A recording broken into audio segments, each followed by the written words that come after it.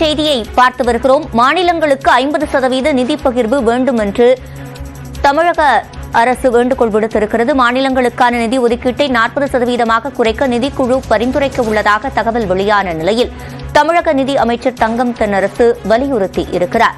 இது தொடர்பான கூடுதல் விவரங்களை செய்தியாளர் அபினேஷிடம் கேட்கலாம். அபினேஷ், முழுமையான விவரங்கள். மாநிலங்களுக்கான நிதி வரி பகிர்வை 41%இருந்து 40% குறைக்க மத்திய அரசு திட்டமிட்டிருக்கக்கூடிய தகவல் வெளியாக இருக்கக்கூடிய நிலையில அதற்கு தன்னுடைய எதிர்ப்பை தமிழ்நாடு அரசுடைய நிதி அமைச்சர் தங்கம் தென்னரசு தன்னுடைய எக்ஸ் வலைப்பக்கத்துல குறிப்பிட்டிருக்கிறார்.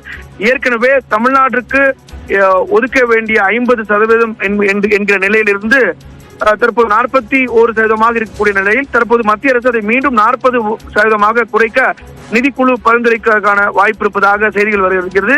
இப்படியானால் மாநிலங்களுக்குள் இப்படிதான் மாநிலங்கள் செயல்படக்கூடிய வகையில இந்த நிதி பகிர்வு அமையாது என்று குறிப்பிட்டிருக்கிறார்.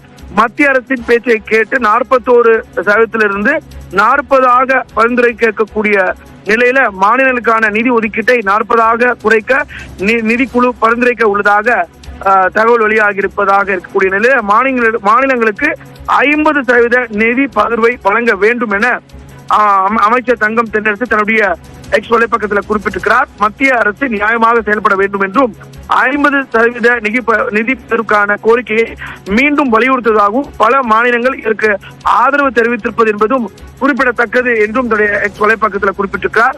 தற்போது மாநிலங்களுக்கான நிதி பகிர்வுல 41% இருக்கக்கூடிய நிலையில அதை நிதிக்குழு 40% குறைப்பதற்கான ஒரு பரிந்துரையை மத்திய அரசுக்கு தெரிவித்திருக்கிறது.